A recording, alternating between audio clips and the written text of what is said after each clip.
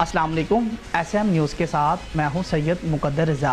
SM news studio में खुशामदीद। खबरों के सिलसिले को मज़ीद आगे बढ़ाते हुए खबर शामिल करते हैं कराची से। कराची में दादू महकमा तालीम में करप्शन का इंकशाफ, लाखों रुपए का बजट हड़प, आला अफीसर ने किसी किस्म की कार्रवाई नहीं की। हमारे नुमाइंदे नज़ीर अहमद राजपुर की रिपोर्ट के मुताबिक DDO प्राइमरी दादू मोहम्मद अनवर ने ईमानदार अफीसर बजाय अपना नाम करप्ट अफीसरों की फहरिस्त में डाल दिया।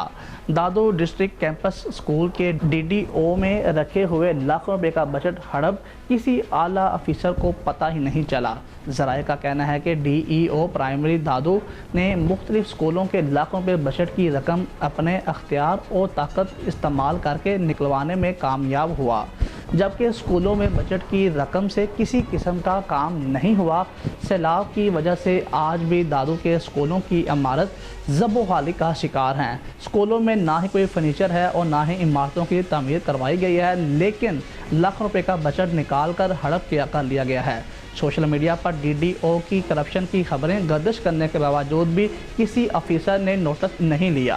अवाम ने एक बार फिर chief justice of Pakistan, Sindh high court और दीगर आला अफसरान से मुतालबा किया है कि ऐसे करप्ट अफीसर के खिलाफ कार्रवाई की जाए और किसी ऐसे नेक ईमानदार को यहाँ पर तैनात किया जाए।